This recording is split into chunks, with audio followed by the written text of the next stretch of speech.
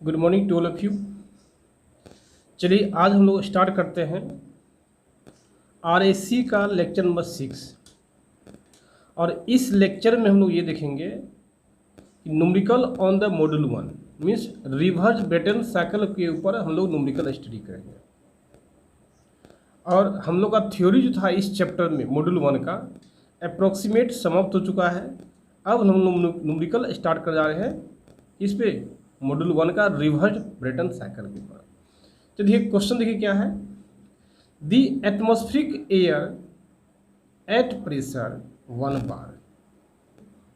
कहने मीन्स क्या है, दी एटमॉस्फेरिक एयर, एटमॉस्फेयर का कोई एयर है जिसका प्रेशर कितना है 1 बार है और टेम्परेचर जो है कितना है -5 डिग्री सेल्सियस है।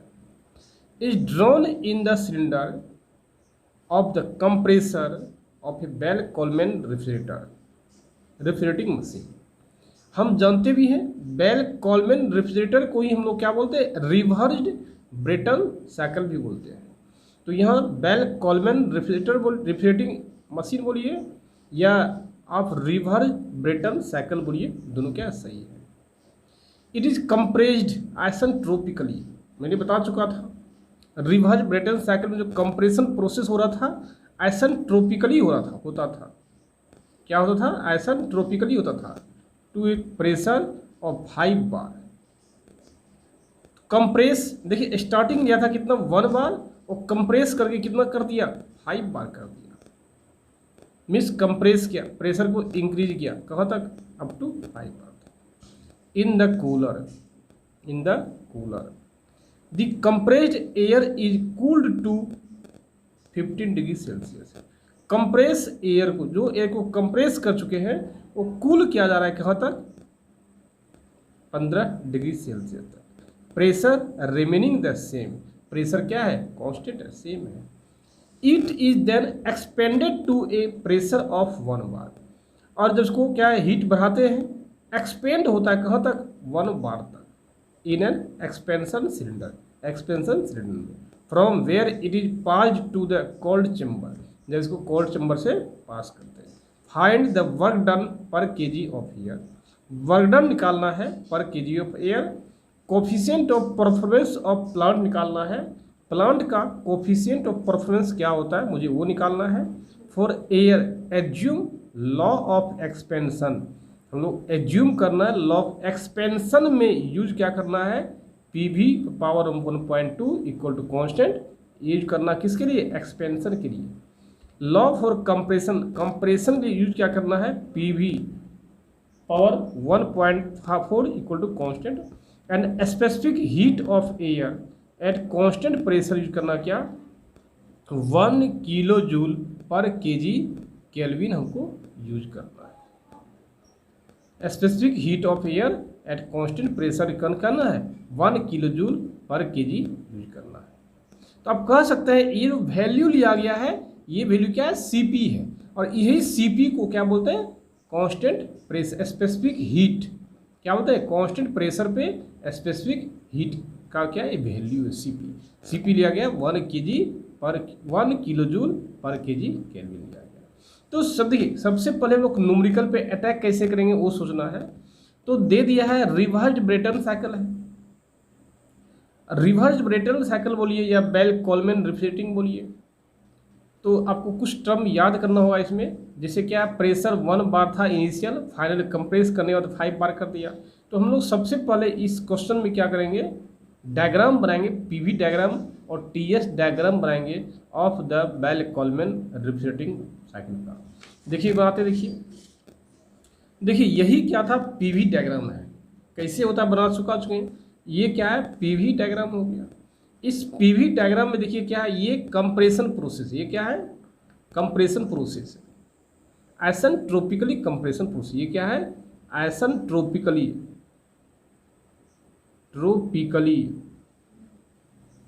Compression process. और 3 से 4 क्या है, एक्सपेंशन प्रोसेस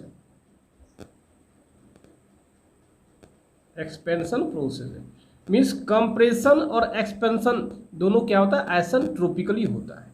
कैसे समझते हैं ये कंप्रेशन है और ये एक्सपेंशन है? सिंपल सी बात है, वॉल्यूम देखिए V1 है और वॉल्यूम देखिए V2 है। V1 वॉल्यूम जो है ग्रेटर है V2 से, मीन्स 1 से 2 आने के क्रम में वॉल्यूम क्या हो रहा है? डिक्रीज कर रहा है। यदि वॉल्यूम डिक्रीज करता है तो हम लोग बोलते हैं कि कंप्रेशन प्रोसेस बोलते हैं। यदि 3 से 4 देखिए, आइए 3 से 4 क्या हो रहा है? देखिए वॉल्यूम इंक्रीज कर रहा है। 4 देखिए ये है और 3 देखिए क्या है? ये है।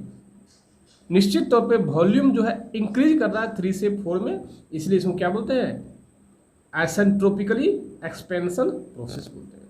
तो यह दे दिया गया है एसेंट्रोपिकली कंप्रेशन में जो वैल्यू यूज करना है PV पावर 1.4 इक्वल टू के यूज करना है, और एक्सपेंशन में यूज करना है PV पावर 1.2 इक्वल टू के यूज करना है। तो हम जानते हैं 3 से 4 क्या होता है? एसेंट्रोपिक एक्सपेंशन बोलेंगे। ये 3 से 4 एसेंट्रोपिकली एक्सपेंशन बोलेंगे। 1 से 2 क्या बोलेंगे? एसेंट्रोपिकली कंप्रेशन बोलेंगे। और हम जानते हैं P2 बराबर क्या है? P3 कांस्टेंट प्रेशर होता है। ये क्या है? कांस्टेंट प्रेशर है। ये भी क्या है? कांस्टेंट प्रेशर है, ये बोलते हैं हम लोग। तो कह रहे मीन्स क्या है? P1 आप बोल सकते हैं P1 इक्वल टू क्या? P1 इक्वल टू क्या? P4 atmospheric pressure. तो यहाँ लिया गया है कौन सा? एटमॉस्फेरिक प्रेशर लिया गया है। और देखिए क्या है? P1 equal to P4 pressure लिया गया है। कितना? 1 बार लिया गया है। 1 बार को आप कन्वर्ट कर सकते हैं किसमें? न्यूटन पर मीटर स्क्वायर। लेकिन जब जरूरत पड़ेगा हम लोग कन्वर्ट करेंगे। और T1 का वैल्यू दे दिया कितना? -5 डिग्री सेल्सियस। -5 डिग्री सेल्सियस को हम लोग कन्वर्ट करते हैं केल्विन में, कितना हो जाएगा? 268 केल्विन हो जाएगा। ठीक, P2 बराबर P3। यहाँ जो प्रेशर देखिए था, यहाँ जो प्रेशर P2 इक्वल टू क्या है? P3 था। तो ये भी कांस्टेंट प्रेशर प्रोसेस है। तो ये भी क्या है? P2 इक्वल टू P3 क्या है? 5 बार दे दिया है। और T3 दे दिया है, एक्सपेंशन जब स्टार्ट होता है उसमें 15 डिग्री सेल्सियस दे दिया है। और उसमें क्या हो जाएगा? केल्विन बता देंगे 288 केल्विन हो जाएगा। कहने की मीन्स क्या? आपको हम बता चुके थे, याद कीजिए, थ्योरी में ही बताए थे T3 का और T4 में क्या रिलेशन होता है। क्योंकि T3 से T4 आने पर वॉल्यूम एक्सपेंशन प्रोसेस है, वहाँ पे क्या होता? टेम्परेचर क्या था? घटता था। लेकिन टेम्परेचर जो घटता था अकॉर्डिंग टू किस रूल को फॉलो करता था? अकॉर्डिंग टू द एसेंट्रोपिकली रूल को पालन करता था। चलिए देखते हैं। और गामा का वैल्यू दे दिया 1.4, किसके लिए? कंप्रेशन के लिए दे दिया गया है, कंप्रेशन के लिए। और CP दे दिया गया आपको है, N1 दे दिया है, एक्सपेंशन के दिया है 1.2, ये एक्सपेंशन के लिए, ये दिया किसके? एक्सपेंशन लिए N, और कंप्रेशन लिए N दे दिया कितना? 1.4 दे दिया है। वही यूज किया गया देखिए यहाँ पर। अब T2 और T3 क्या है आप जानते हैं ना? T2 क्या है? हम लोग क्लियर बोलेंगे, ये कंप्रेशन स्टार्ट होता है 1 से और कहाँ तक आता है कंप्रेशन? T2 तक आता है। क्लियर बोलेंगे हम लोग। तो T2 जो है end of, it is a part of and part of compression. Compression का क्या बोलेंगे? एंड पार्ट बोलेंगे। और T4 क्या बोलेंगे? एक्सपेंशन का एंड पार्ट बोलेंगे हम लोग। तो देखिए सबसे पहला क्वेश्चन देखिए निकालने क्या बोल रहा है आपको? वर्क डन पर kg ऑफ एयर। देखिए क्वेश्चन दिया हुआ, सबसे पहला क्वेश्चन देखिए क्या दिया हुआ है? वर्क डन पर kg ऑफ एयर। पर kg ऑफ एयर आपको क्या करना? वर्क डन निकालना है। तो वर्क डन कैसे निकालते हैं याद कीजिए हल्का सा। सबसे पहले इसका वर्क डन का फॉर्मूला यूज क्या करेंगे पहले वो देखिए आप। तो नेट वर्क डन करते हैं क्या? Work done 1 to 4, work done 1 to 2 minus work done 3 to 4। हम लोग इसको लिख सकते हैं क्या? वही वर्क डन 1 से 2 माइनस वर्क डन 3 से 4। इसको हम लोग लिख सकते हैं क्या? वर्क डन किसके? कंप्रेशन के कारण, अब माइनस वर्क डन किसके कारण? एक्सपेंशन के कारण। तो कंप्रेशन का वर्क डन निकाल लीजिए और एक्सपेंशन का क्या निकालेंगे? वर्क डन निकालेंगे। और दोनों का वैल्यू पुट कर देंगे तो आपका क्या निकल जाएगा? W नेट निकल जाएगा। तो W12 निकालेंगे तो क्या बोलेंगे? Work done by the compressor. W12 क्या बोलते हैं? Work done by the compressor बोलते हैं। और W3 से 4 क्या बोलते हैं? Work done by the expansion बोलते हैं। क्या बोलेंगे? Work done by the expansion बोलेंगे। तो आगे देखिए क्या है। तो वर्क डन जो निकालेंगे हम लोग क्या 1 से 2 में कैसे निकालेंगे? आपको फॉर्मूला लिखा चुके हैं वर्क डन। तो वैल्यू क्या आता है? गामा बाय गामा माइनस इन 1 gamma by gamma minus 1 into R T2 minus T1। ये वर्क डन जो है बाय द कंप्रेशन है, ये वर्क डन निकाला गया है बाय द कंप्रेशन, कंप्रेशन लिया गया है। तो गामा का वैल्यू क्या है 1.4 है, और आर जानते थे क्या होता है 0.287 kilo joule per KG kelvin होता है, आप जानते भी हैं। और T1 का वैल्यू दिया हुआ देखिए, तो सवाल है T1 देखिए, गामा दिया हुआ है, आर दिया है, T1 दिया है, लेकिन T2 क्या दिया है, क्या T2 नहीं दिया हुआ है। T2 नहीं दिया हुआ है, इसके लिए हम लोग क्या करेंगे, T2 का वैल्यू निकाल लेंगे, इस प्रोसेस से क्या निकाल लेंगे। आप थर्मोडायनेमिक्स से पढ़े होंगे कैसे होता है ये। तो वैल्यू क्या T2 by T1 equal to P2 by P1 gamma minus 1 by gamma होता है पावर। तो वैल्यू पुट करेंगे हम लोग T2 by T1 equal to 5 by 1 1.4 minus 1 divide by 1.4। तो क्या T2 बराबर हो जाएगा T1 इंटू 5 पावर 0.4, ये वैल्यू पुट हो जाएगा। जब इसको हम लोग हल करेंगे क्या हो जाएगा, इसको हल करने के बाद आ जाएगा देखिए कितना 1.585 हो जाएगा, और T1 दिया है 268, और दोनों मल्टीप्लाई करेंगे T2 निकल जाएगा। जब T2 आपका निकल गया तो आसानी से वर्क डन निकल जाएगा 1 से 2 की प्रोसेस में। देखिए दिया गामा दिया हुआ है, गामा दिया हुआ है, आर दिया हुआ है, T1 दिया है, T2 निकाल चुके हैं आप, वैल्यू पुट कीजिएगा निकल जाएगा work done by the compressor. ठीक इसी प्रकार क्या करें 3 से 4 आइए, work done by the expansion process. 3 से 4 फॉर्मूला क्या हुआ n by n minus 1 into R T3 minus T4। चूँकि देखिए n दिया हुआ है 1.2, आर दिया हुआ है 0.287 और T3 दिया हुआ है, लेकिन क्या T4 दिया हुआ है तो नहीं दिया हुआ है। T4 कैसे निकालेंगे, T3 बाय T4, चूँकि आइसेंट्रोप 3 से 4 क्या है, आइसेंट्रोपिकली प्रोसेस है। 3 से 4 क्या है, आइसेंट्रोपिकली प्रोसेस है, इसलिए T3 by T4 equal to P3 by P4 power n minus 1 by n दे देंगे हम लोग। अब वैल्यू पुट करेंगे क्या हो जाएगा n, तो अब क्या निकल जाएगा T4 निकालना आपको है, चूँकि तो T3 दिया हुआ आपको है, तो वैल्यू पुट करेंगे कितना 5 हो जाएगा, माइनस करेंगे तो ये हो जाएगा, और आगे इसको हल करेंगे हम लोग तो क्या हो जाएगा T3 और T4 निकालना है, ये पूरा टर्म क्या हो जाएगा नीचे आ जाएगा और ये टर्म ऊपर आ जाएगा। तो क्या होगा T4 बराबर इतना, तो क्या T4 बराबर T3 डिवाइड बाय कितना 1.31। जब इसको हल कीजिएगा कितना हो जाएगा 1.31 होगा, और T4 निकल गया आपका। तो देखिए T4 भी निकल गया। जो आपको प्रॉब्लम क्रिएट कर रहा था work done by the expansion निकालने के लिए T4, वो भी क्या क्रिएट निकल गया आपका। और T3 तो दिया हुआ है ही पहले से आपको 15 डिग्री सेल्सियस, उसको केल्विन में कन्वर्ट कर देंगे। तो वर्क डन निकाल दीजिए अब एक एक करके। चलिए वर्क डन निकालिए, वर्क डन 1 से 2 माइनस वर्क डन 3 से 4, वैल्यू पुट कर दीजिए आप, क्या दिक्कत है।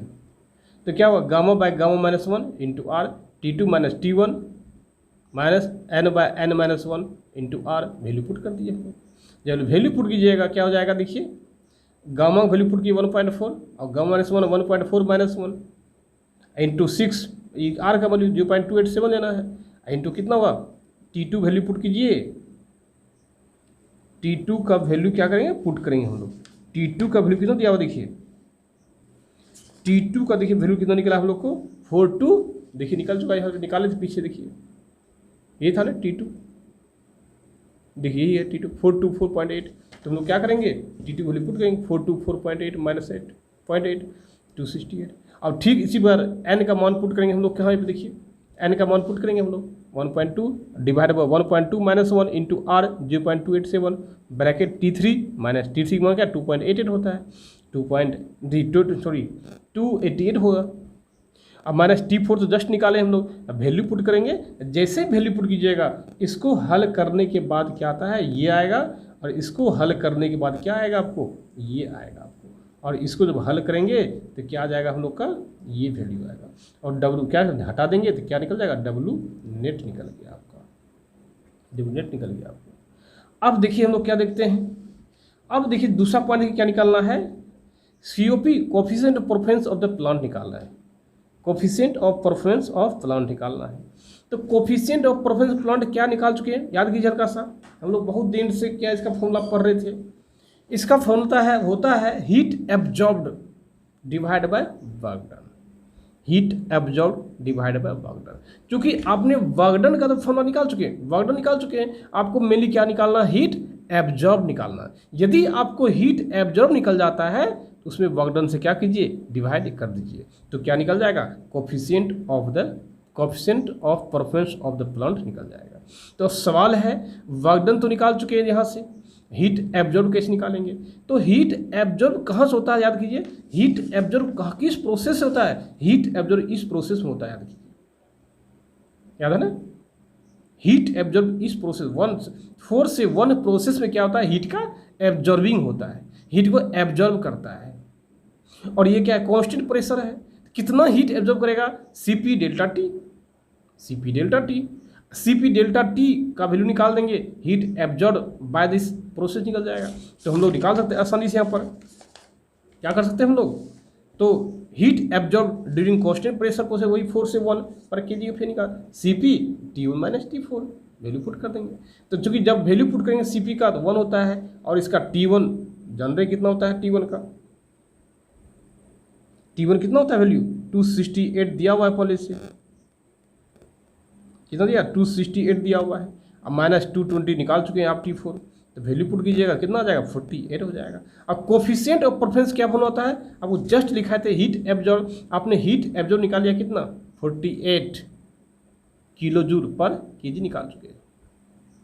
क्या निकाल चुके हैं? 48 किलो जूल पर केजी निकाल चुके हैं। अब कोफिशिएंट ऑफ द प्लांट कैसे होगा? हीट एब्जॉर्ब 48 डिवाइड बाय क्या? 20.7 हो जाएगा। जब इसको हल कीजिएगा कितना जाएगा? 1.18 हो जाएगा। यही क्या आंसर हो गया, coefficient of performance of the plant निकल गया। चलिए हम लोग देखते हैं दूसरा क्वेश्चन।